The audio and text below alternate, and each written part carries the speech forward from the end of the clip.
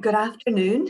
My name is Sinead O'Higgins, and on behalf of Europe Direct Waterford, Waterford Libraries and the Environment Department of Waterford Council, I am delighted to welcome Kate Chandler from the National Biodiversity Data Centre based here in Waterford. Kate is going to give us a clear idea of what you can do and avoid doing to help pollinators, whether you have a field, a small garden, or a single flower pot. So also with us this morning is Ella Ryan, the Environmental Awareness Officer with Waterford Council. So she's going to keep an eye on the Q&A for us. So if you have any questions during the talk, pop them into the Q&A or the chat. Ella will keep an eye on these, and we'll put them to Kate then at the end. So this lecture is going to be recorded, and we'll stop recording just before the Q&A. And it's part of our series that we've been running all week on climate action. So we've been upcycling furniture, we've been looking at coastal erosion and smarter travel. And so for our last three talks, this is talk number 4. And we have 5 and 6, we're turning to the outside. We're looking at pollinators, wildflowers, and on Friday, we're going to be looking at how to grow your own food. So I've popped the link to the rest of our programme into the chat. We would be delighted if you wanted to join us for any of those. So I'm going to hand you over now to Kate, and Kate, you're very welcome. Thanks so much, Sinead. Hi, everyone. And thanks so much for joining us on what's a lovely sunny spring day here in Dublin. I'm Kate. I'm the Communities and Engagement Officer for the All-Ireland Pollinator Plan, which is a framework bringing together different groups across the island of Ireland to create a landscape where pollinators can survive and thrive. And it's implemented by the National Biodiversity Data Centre. So this talk, as Sinead has said, is all about what you can do to help pollinators. So it's going to be very brief in the 20 minutes we have, overview of the 10 actions for pollinators, which provide basic principles that can be scaled up or down depending on what space you have access to, what project you're working on, whether you're a gardener or part of a community group. And I know we have some tidy towns here today who are doing wonderful work in this area. And I'm also going to be mentioning several resources that can be found on our website. And the library have very kindly agreed to send these around after the talk, so don't worry about scrambling to find them as I speak about them today. But I'm firstly going to start with the questions: what are pollinators and what are the problems they face? So pollinators are insects that transfer pollen between plants. They visit flowers for the nectar, which gives them energy, and the pollen, which gives them protein. And by moving from one flower to another, they bring about fertilization, which allows the plant to reproduce. On the island of Ireland, most pollination is carried out by wild bees, but also hoverflies, and to a lesser extent, other insects like butterflies and moths. And we have 99 wild bee species here on the island of Ireland, which was a figure that astonished me when I first heard it. 1 native honeybee, that's the Irish black bee that you can see up here. These live in hives and they're often kept by beekeepers. 21 bumblebees, this is the white-tailed bumblebee, one of those here, and 77 solitary bees who live alone, don't live in colonies. And here's one of them, the tawny mining bee here. So what's the problem? And you might have heard about issues facing bees on a global scale at the moment. 1/3 of bee species in Ireland is threatened with extinction. And that's due to the significant reduction in the habitats that provide them with food and shelter, also because of pests and diseases, and our use of pesticides and climate change. Bumblebees tend to forage within 1 kilometre of their nest, and solitary bees only forage within a few hundred metres. Most wild bees don't make honey, so they have no way of storing food. So that because of that, they're never more than a few days away from starvation. So you can see how it's really crucial that there's a reliable supply of food for them in our landscape. 78% of our wild plants are pollinated by insects. That includes trees and flowers. And 100 crops globally provide 90% of the world's food. 71 of these are pollinated by bees. So you can see that we need pollinators for our survival. We need them to ensure the sustainability of our food production. We need them to protect the health of the environment. And of course, these creatures deserve a landscape that supports them for their own sake. But the good news is there are very simple actions we can take to help them. And today I'm going to focus on a general overview of the top 10 things that you can do for pollinators. And I hope there'll be something in the next few slides to inspire all of you in whatever space you have. So the first one, don't mow, let it grow. And if you follow us on social media, you hear us banging on about this a lot, but it is the best thing you can do to help pollinators. As we've seen, pollinators are in trouble due to the loss of food and habitat, what we call species-rich grassland in Ireland, which includes a wide variety of native wildflowers that our pollinators have evolved alongside. So by reducing mowing, you can encourage these flowers to return naturally over time. And there are a few different options depending on the space that you have. So the first of these options is to create a short flowering meadow.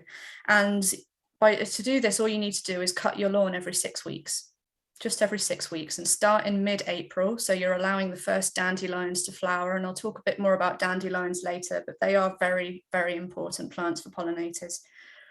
Or you could do a long flowering meadow, which is where you cut the grass once a year in September after the seed has dropped in August, allowing the meadow to seed itself for next year. This can take a couple of years to fully establish, so it requires a bit of patience because at first the soil will be too fertile to support a lot of wildflowers, which is why some of you may have had trouble in the past with wildflower seed sowing in your lawn, which I'll talk a little bit more about later as well. So when you mow, make sure you remove grass cuttings to help reduce the fertility of the soil, because wildflowers prefer nutrient poor soil. You can do this everywhere. It doesn't just have to be your lawn. It can be roadside verges, schools, parks, field margins, literally any space where there's grass makes a difference where it's safe. And if you can't spare a whole lawn, you could just do a strip in your garden as well. This is a city garden in Waterford, where you can see that some space has been left just to the side of the garden and it's absolutely bursting with dandelions. So that's a really crucial food source for the pollinators in Waterford City. The second one then is protect or create a native hedgerow. Native hedgerow includes plants like hawthorn, also known as whitethorn and blackthorn. These flower in spring, which is partly why they're so important, because they provide important food for pollinators when they emerge from hibernation. And yes, bees hibernate, which might be something that comes as a surprise to some people. Queen bees emerge in early spring and they start to look for somewhere to nest. They need access to thousands of flowers. So this early food is really vital for them. And the more blossom that your hedgerow has, the better. If you're managing a hedgerow, you have to remember that flowers form on older wood. So it's important not to cut them annually if you can avoid it. Let them grow in a natural A shape, although obviously don't cut them at this time of year at all in the nesting season. You could also add a native plant to your hedge, so you don't have to have a farm or fields to help out. You could add one of these plants to your hedgerow in your garden. Third one, similar, is plant pollinator-friendly trees. Native trees and shrubs like willow, rowan, crabapple, and holly support huge numbers of insects, including pollinators. And again, they flower early, so they're important in the same way that hedgerows are for providing that early food source. More broadly, they contribute to a healthy environment and biodiversity. They support a huge variety of organisms as they get older. So this is a job you can do in autumn, is to plant a young tree in the autumn or winter, or you can grow them from seed. We've got guidelines on how to do both of these that we can send round afterwards. Or you can just allow a tree to grow in your hedgerow. It's amazing how easily they self-seed. 4, and this is a big one, avoid using pesticides. Herbicides, insecticides, and fungicides are all really potent chemical cocktails that have been found to kill, harm, and disorientate pollinators so they can't get back to their nests. And this is done either directly or by killing or poisoning their food sources. So one of the best things you can do for pollinators is to avoid using them. When you're buying plants at a garden centre, Ask if they've been treated with chemicals, because even bee-friendly labeled plants may have been treated with pesticides. So it's important to try and keep asking that question, so we're encouraging demand for organically treated, non-pesticide treated plants. Part of this as well is about changing how we view weeds. What some people know as weeds are often vital food sources for pollinators. So here I've got a summary of over 1,800 bee records that were sent to us last year in 2021, which included information about what the bee was feeding on. So this is basically a top 10 list of a bee's favorite food, and dandelions by far were the most popular. There were more than double the number of sightings of bees on dandelions compared to the next plant down, which was knapweed. And even with other factors taken into consideration, this indicates a clear favorite. So protect the dandelions in your garden, in your area, especially at this time of year when they're just starting to flower, and keep an eye on them and take a look and see how many insects visit them, because it really is incredible when you sit and watch for a while and you see just how popular they are for yourself. If you have to remove some plants, avoid chemicals like pesticides or herbicides rather where you can, and do it by hand.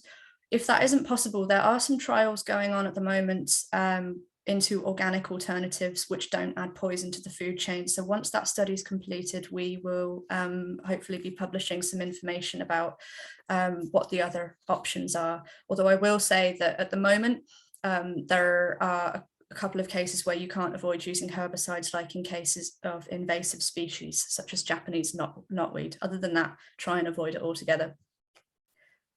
5 is create a nesting habitat. Now, most bees don't live in beehives. They nest in hedgerows, wild areas, dry stone walls, and even in the ground. So to make a nesting habitat for them can be as simple as scraping back a bit of bare earth. Some mining bees love living on or nesting in dry, sunny, south-facing slopes. Or you can drill holes in unvarnished wood for solitary bees. And I haven't mentioned insect hotels here. I'll talk a little bit about that in a minute. But the other thing to bear in mind is that it's important to choose areas for these nesting spaces where there's food nearby, so the bees have a food source that they can easily access. Number 6 is pollinator-friendly planting, and this is something that a lot of you may be thinking about at the moment. Now spring's here and you're getting out into your gardens.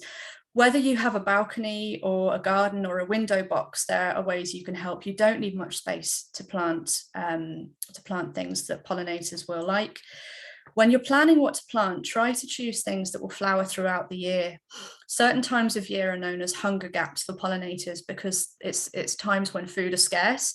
So try and find a series of plants that will provide food during the early spring, during the autumn, as well as just as well as in the main blooming season in the summer. And we're finding, as the climate changes, that more and more bees are foraging at times when traditionally they wouldn't. So that makes that even more important. The key thing to bear in mind when you're choosing plants is that they must be a good source of nectar and pollen. So nectar is a source of energy, pollen is a source of protein. And you might be surprised to hear that some popular plants like daffodils and tulips and begonias aren't great sources of nectar and pollen. So bear that in mind when you're selecting plants. Perennials are generally better than annuals. We have a large number of planting guidelines that we can send around links to afterwards. This is just a sample of one here. We've got a leaflet that tells you what flowers at all times of year, so that's really helpful. We'll link to afterwards. But things like bidens and bacopa are great in containers and hanging baskets. Herbs like rosemary and thyme and chives are really popular as well, and they give you food too. And in the autumn, you can plant bulbs like snowdrop, crocus, and grape hyacinths, which provide a really important early source of food. We will soon be releasing a top 10 planting list for different areas and soil types as well, so keep an eye out for that. And the final thing I'll say on that for now is make sure you keep these plants to the garden and don't plant them in the wider landscape. Outside your garden, the best action for pollinators is to encourage the return of species-rich grassland by reducing mowing. So the next 3 things I'm going to talk about are a few things you need to be a little bit wary of. First one is think twice about getting honeybee hives. And the first thing I will say about that is that all pollinators are important and have a role to play. But on the island of Ireland, we have one native honeybee species, and it's not currently in decline, thankfully. Most honeybees live in hives and are managed by beekeepers. If we have too many in the landscape, they can compete for food with our wild pollinators, which are already struggling. So you should only get a honeybee hive if you want to start a new hobby, but not as an action for protecting wild pollinators and biodiversity. If you are thinking of getting a hive of honeybees, get in touch with your local beekeeping association. There's loads of them around the country who are doing excellent work, and they'll give you advice on how to avoid spreading disease within your hive, between hives, and potentially to wild pollinators as well, and how to keep your hives healthy. Number 8 is be careful with wildflower seed mixes. And earlier I spoke about creating more areas for wildflowers by reducing mowing. And you might have wondered why I didn't suggest sowing wildflower seeds. You might be surprised to hear that wildflower seed mixes can actually damage local biodiversity. Many mixes have been found to contain non-native species and can inadvertently introduce invasive species. So they won't necessarily result in that all-important species-rich grassland that we spoke about earlier. So approach them with caution, and if you do decide to sow them, make sure that they're native and of Irish origin. Or better yet, there are ways that you can collect and sow seeds from local wildflowers, and we have a guideline on how you can collect wildflower seeds in late summer. And then that makes sure that what you're sowing is really, really local and is best for your local pollinators. Number 9 is avoid installing a large bee hotel. So bee hotels, you're probably very familiar with the sight of the likes of this on the right here. They provide nesting habitat for cavity nesting bees, but if they're too big, they can encourage the spread of disease and attract predators. So we recommend avoiding anything bigger than an average sized bird box and keep it away from bird feeders so the insects in it aren't easy targets for predators. But as I said earlier, there are lots of other ways you can create nesting habitats, and we'll send around the guidelines for that afterwards. And last but not least, spread the word and get involved. So I mentioned earlier that we have guidelines for all kinds of different groups and organisations, including councils, community groups, sports clubs, schools, and businesses. Change happens when word spreads. And even just talking to one person about what you've heard today could lead to a change in how they manage their garden or how another crucial habitat is managed, and eventually we'll create that network of habitats where pollinators can survive and thrive. And I can't stress enough how much fantastic work is taking place all over the country because of community groups and tidy towns, some of which are here today. The tidy towns have an annual pollinator award, which we are involved in administrating, and the work they're doing is just phenomenal. And they're really leading the way and showing what can be achieved when we work together across communities. And this is Buncrana Tidy Towns here on the right in Donegal, who won the pollinator award last year. So that brings me to the end. The library, as I said, will send around lists of the guidelines I've mentioned today, but you can find them all in the resources page on our website, which is pollinators.ie. Loads of different resources there, planting advice, guidelines for different groups, free signage to download. And we've also got a free course in how to identify and record common Irish bumblebees, and a link to our newsletter as well. So I've covered a lot of ground in 20 minutes, but I just want to stress that even just doing one of these things can make a huge difference for pollinators. And hopefully you're already thinking about how you can use some of the tips we've spoken about today. And just get outside and take a look, particularly at this time of year. Bumblebees seem to be everywhere, certainly where I am, which is really encouraging. Once you start looking for pollinators, you really will see them everywhere, and hopefully you'll start to see how your garden and your area can be part of that network of healthy habitats for them. So thank you so much for listening, and I'd be happy to take any questions. Thank you very much, Kate. That was very, very interesting. Lots of information in there. And for anyone who is in Waterford, Kate has dropped us in the most beautiful bookmarks and leaflets and guides. You can get the hard copy of them here in Central Library in Waterford City. So I see quite a few questions there already. So I'll hand you over to Ella.